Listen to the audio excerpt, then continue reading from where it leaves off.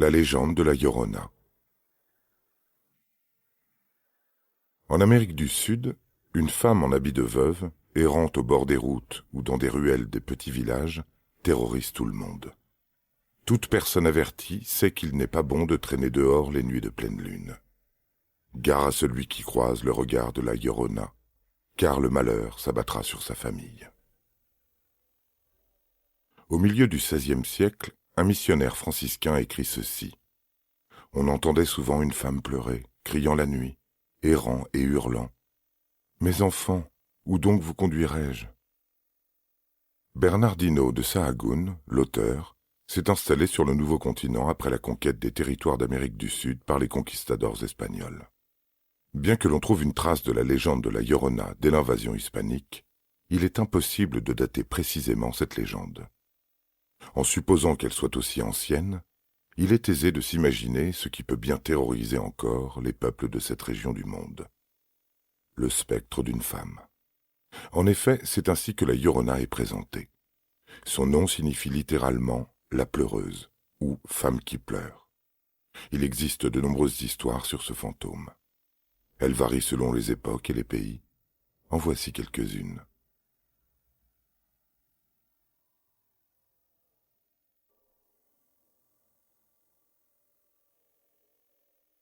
La première version de cette légende apparaît dans le pays dans lequel serait née cette femme, au Mexique, dans la ville de Mexico. Au XVIe siècle, une très belle jeune femme est séduite par la présence d'un conquistador espagnol. Le couple se fréquente, malgré la désapprobation du voisinage. Entre deux, l'amour semble fusionnel. Du moins, c'est ce que pense la Mexicaine. Cette dernière tombe enceinte au bout de quelques mois. Elle donne naissance à leur premier enfant. 2 autres suivront. À cette époque, avoir des enfants hors mariage est très mal vu. La jeune femme demande à son compagnon espagnol d'officialiser leur relation par leur union à l'église. Elle ne se doutait pas que le conquistador avait déjà conquis le cœur d'une autre femme. Après la demande en mariage, l'homme s'éloigne d'elle. Il quitte Mexico pour rejoindre celle à qui il s'était promis, une Espagnole issue de la bourgeoisie. Celle qui se fera appeler la Llorona éprouve une profonde colère et un grand désespoir. Un peu à l'extérieur de la ville, il y a le lac de Texcoco. C'est dans ces eaux froides et sombres qu'elle décide de mettre fin à sa vie, après y avoir noyé ses 3 enfants. Dès lors, les habitants de Mexico prennent l'habitude de fermer portes et fenêtres à la nuit tombée, certains affirmant se faire réveiller par les pleurs de la Llorona déambulant dans les rues. On raconte que certains courageux ont essayé de suivre les sons et d'apercevoir la forme fantomatique, celle d'une femme vêtue de blanc, le visage recouvert d'un voile. Lorsqu'ils sortaient, ils constataient que les rues se retrouvaient soudainement plongées dans un épais brouillard.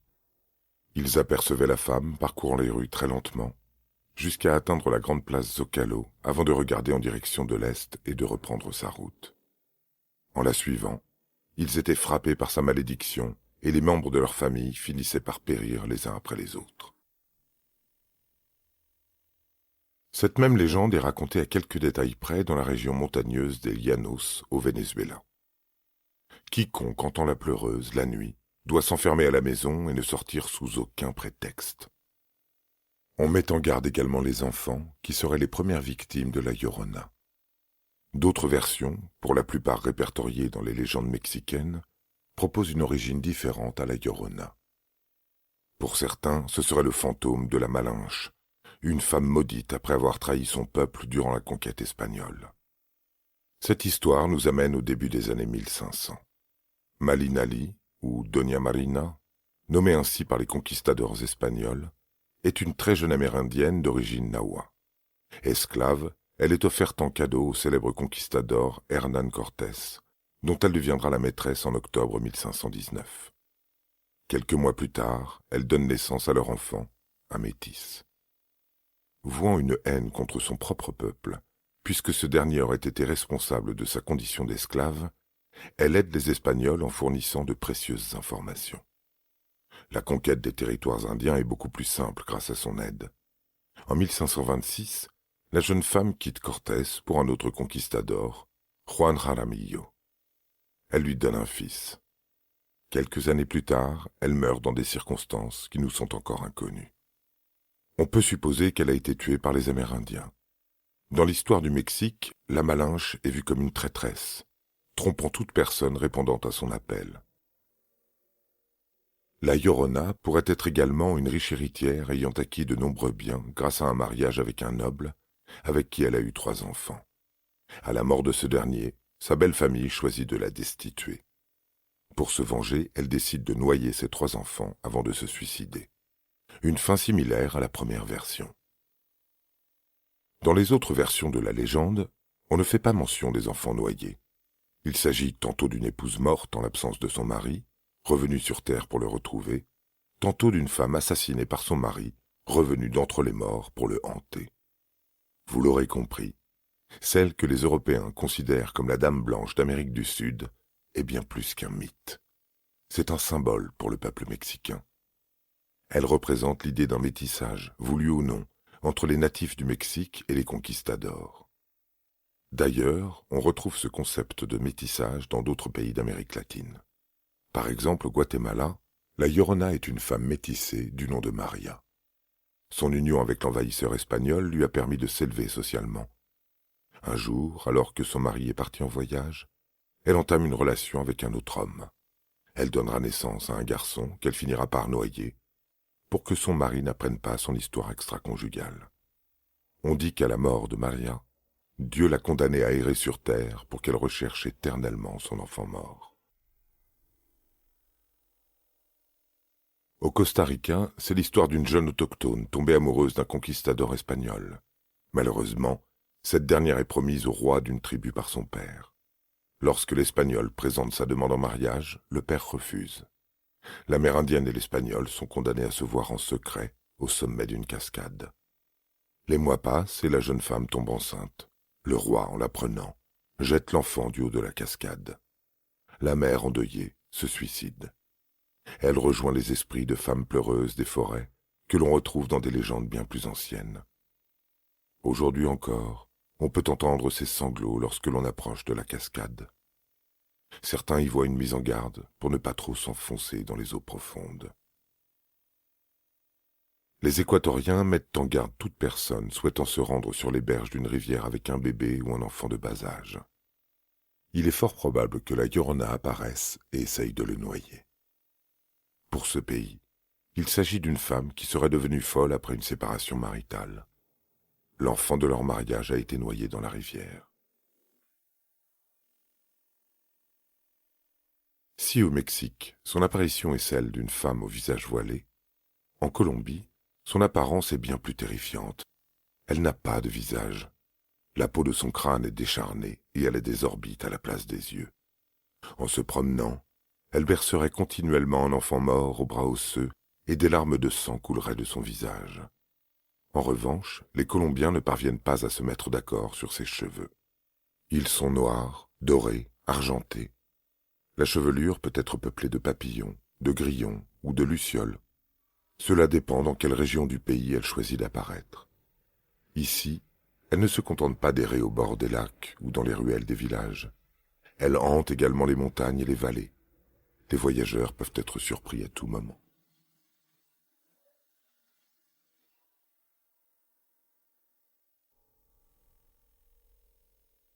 Vous l'aurez compris, chaque pays d'Amérique du Sud a sa propre Llorona. Rien de plus normal pour les historiens, puisque ce fantôme pourrait bien être lié de très près à un personnage de la mythologie précolombienne. Un mythe qui aurait pu évoluer à la suite des conquêtes hispaniques, dont l'un des objectifs était de se réapproprier la culture des anciens peuples pour mieux les faire disparaître. Ainsi, la Llorona ne serait qu'une réinterprétation de la légende de la déesse Cihuacoatl. Personnage très important pour les Aztèques, son nom signifie « femme-serpent ». Elle n'est ni plus ni moins que la femme du célèbre dieu serpent, Quetzalcoatl. Considérée comme la mère de toute l'humanité, après avoir ramené les os de son mari dans ce monde souterrain aztèque, Mictlán, elle est également la déesse des femmes mortes en couches. Dès les premiers temps de la civilisation mexicaine, la déesse est apparue au peuple mexicatal en poussant un terrible cri, semblable à celui d'un cri de douleur. Dans la légende, elle sort du lac Texcoco pour rejoindre les hautes montagnes de la région et les temples surplombant tout le pays. Elle est décrite comme une silhouette blanche aux cheveux noirs. Elle porte un tissu blanc cachant son visage et reflétant les rayons de la pleine lune. Lorsque cet ancien peuple indigène l'a croisée, elle leur aurait annoncé leur fin en se lamentant. Sa dernière apparition s'est faite dans un temple tourné vers l'est. Selon les interprétations de l'époque, cela signifiait que la fin des Aztèques devait venir de l'est, autrement dit, des conquistadors venus d'Europe. Au XVIe siècle, on raconte que la déesse est de nouveau apparue près de l'ancienne Mexico, au moment où les Espagnols sont arrivés. Elle a poussé des cris de douleur en évoquant ses enfants. Ici, on peut en déduire qu'il s'agissait de l'ancienne civilisation amérindienne. Les similitudes entre la légende de la Llorona et la déesse Cihuacoatl sont flagrantes. Dans toutes les histoires, il est question d'un envahisseur venu de l'Est, entraînant de nombreuses souffrances. L'histoire de la Llora fait partie de ces légendes qui ont façonné la culture latino-américaine. Aujourd'hui encore, cette pleureuse annonciatrice de malheur impose un couvre-feu pour les habitants de Mexico. La mystérieuse maison Winchester. À San José, en Californie, se trouve une demeure bien mystérieuse. Sarah Winchester, entre 1884 et 1922, est l'heureuse propriétaire d'un somptueux terrain de 65 hectares. Au départ, ce n'est qu'une simple ferme, comportant 8 chambres. C'est déjà bien grand pour une femme seule. Pourtant, elle semble s'y trouver bien à l'étroit. Elle investit toute la fortune de la célèbre entreprise des armes Winchester, dont elle est la seule héritière, dans la construction de plus de 70 pièces supplémentaires. Après sa mort, elle laisse derrière elle un patrimoine historique qui questionne les architectes et fascine les amateurs de paranormal. Mais pourquoi? Avant d'être une Winchester, Sarah était une Pardee. Elle naît en septembre 1839 dans l'une des familles les plus riches du Connecticut.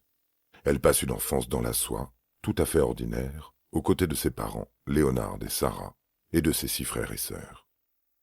Malheureusement, elle ne connaîtra pas l'une d'entre elles, décédée alors qu'elle n'était encore qu'un bébé. Sarah bénéficie d'une très grande éducation et fréquente les meilleures écoles privées. Durant ses études, elle montre un grand intérêt pour l'architecture et le dessin technique. Un don qui lui sera bien utile quelques années plus tard. Mais revenons d'abord sur la partie la plus importante et la plus décisive de sa vie. Sa rencontre avec William Wirt Winchester. William est le fils unique d'Oliver Winchester. Ce dernier occupe le poste de vice-gouverneur entre 1866 et 1867. Une année particulièrement riche pour cet homme qui profitera de ses économies pour fonder l'une des entreprises les plus fastidieuses du pays, Winchester Repeating Arms Company. Une entreprise toujours en activité de nos jours est connue dans le monde entier puisqu'il ne s'agit ni plus ni moins que la fabrique des armes à feu Winchester. Son fils, William, est destiné à être l'unique héritier de la fortune colossale de son père. Jusqu'à ce qu'il s'unisse à Sarah Pardee, le 30 septembre 1862. Cette dernière est inscrite automatiquement au registre des parts de l'entreprise.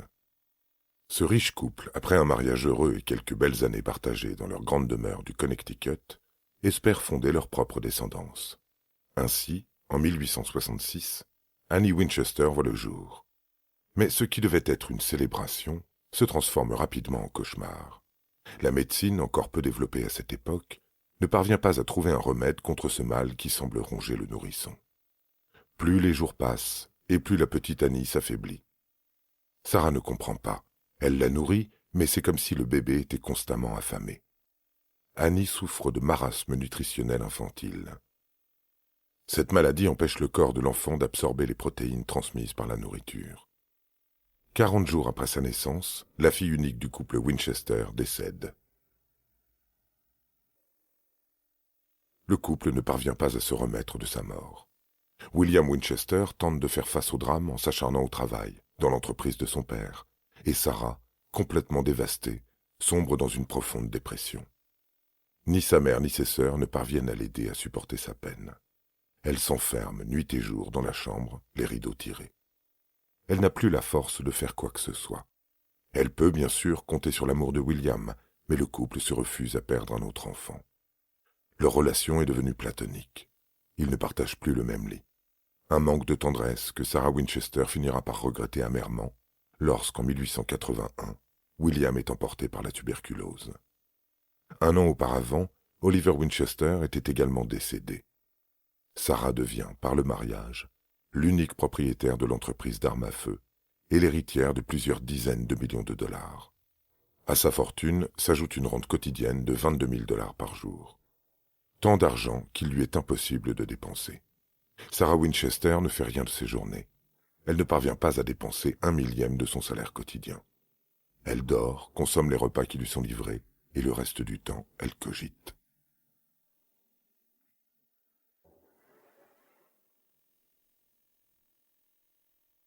Parmi ses connaissances qui viennent la voir, certaines lui parlent de spiritisme.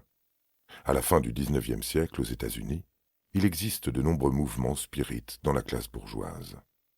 Hommes et femmes se réunissent à l'occasion de soirées mondaines et tentent de faire parler les morts à l'aide de différents instruments. Sarah Winchester y voit dans cette pratique un bon moyen pour elle de communiquer avec ses proches disparus. Durant l'une de ces soirées, elle consulte un médium. Elle lui expose la situation et demande à pouvoir parler à sa fille et à son mari. Celui-ci lui dit qu'il est impossible de les contacter car Sarah Winchester est en proie à une malédiction. Le médium perçoit autour d'elle des âmes assoiffées de vengeance. Ces âmes sont celles des victimes des armes Winchester et elles sont très nombreuses, plusieurs centaines. Sarah Winchester, après cette révélation, n'endort plus la nuit. Elle demande pardon, continuellement, cherche même à se procurer la liste des personnes tuées par des armes Winchester. Bien sûr, c'est impossible. Parmi ces âmes, il y a celles appartenant à des tribus entières d'Indiens. Le même médium dit à Sarah qu'il faut calmer ces âmes. Heureusement, il y a une solution. Il suffit de leur construire une maison pour qu'elles puissent y résider en permanence. Dans une de ses prétendues visions, le spirit évoque la région du soleil couchant. Sarah Winchester comprend immédiatement qu'elle doit quitter le Connecticut pour s'installer en Californie. En 1886, après avoir vendu toutes ses propriétés du Connecticut, la veuve emménage en Californie, dans un ranch de 8 pièces. Le terrain s'étendant sur près d'1 km², elle y voit l'endroit idéal pour abriter les fantômes qui la tourmentent. Avec l'aide d'amis spirites, elle a appris à communiquer avec les morts grâce à l'écriture automatique. Tous les soirs, elle s'exerce dans sa chambre, la pointe d'un stylo laissée en suspension au-dessus d'une feuille de papier. Elle demande aux esprits ce qu'ils attendent d'elle, et les esprits lui répondent avec des dessins. Plus les jours passent, et plus les traits ressemblent à des plans architecturaux.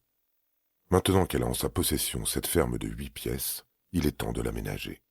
Mais pas de la manière la plus conventionnelle. Après avoir débloqué plus de 20 millions de dollars à la banque, elle convoque les meilleurs ouvriers et architectes de Californie pour des travaux qui vont durer plus de 10 ans. Le contremaître responsable du chantier est de plus en plus désemparé par les exigences de sa cliente.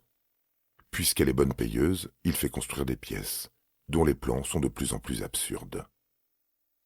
Il y a des escaliers qui mènent au plafond, des portes qui s'ouvrent sur le vide, des couloirs qui finissent en cul-de-sac, des pièces construites dans d'autres pièces. La maison Winchester est un non-sens architectural, une véritable énigme. Les plans donnent l'impression que la propriétaire veut faire de sa maison un véritable labyrinthe. Plus les années passent, plus les exigences de Sarah deviennent insupportables. Il lui arrive parfois d'être odieuse avec ses employés et de changer les plans de sa maison au cours de la journée. Certains ouvriers pensent qu'elle est folle, d'autres la croient sous l'influence de quelques mauvais esprits.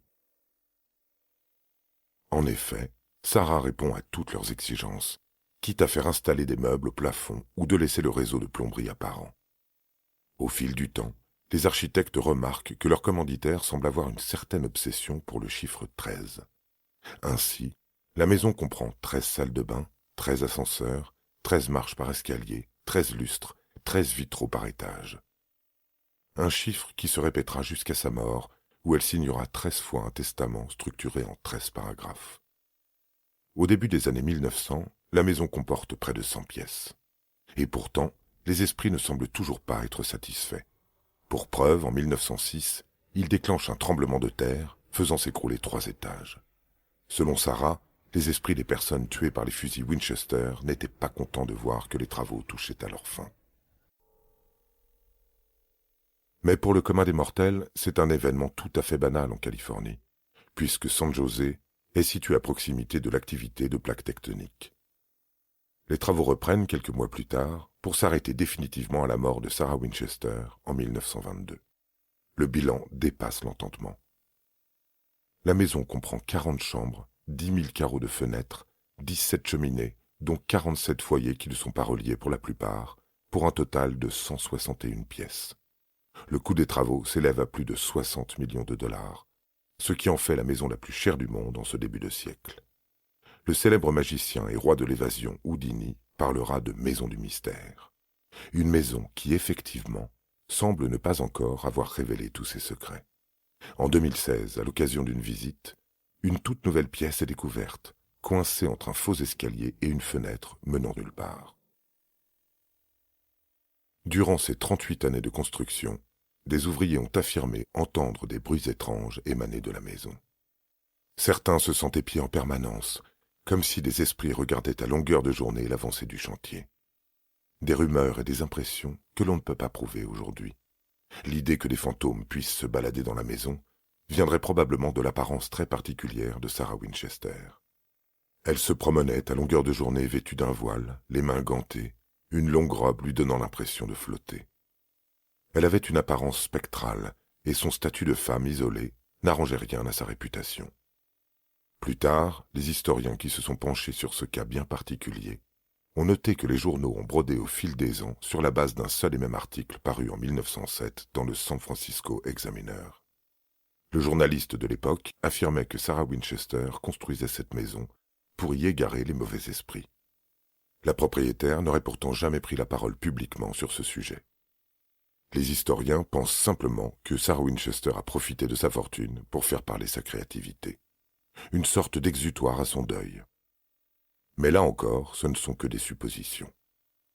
Finalement, on ne sait rien des intentions de l'héritière Winchester. La maison est à l'image de sa psyché, torturée et insaisissable.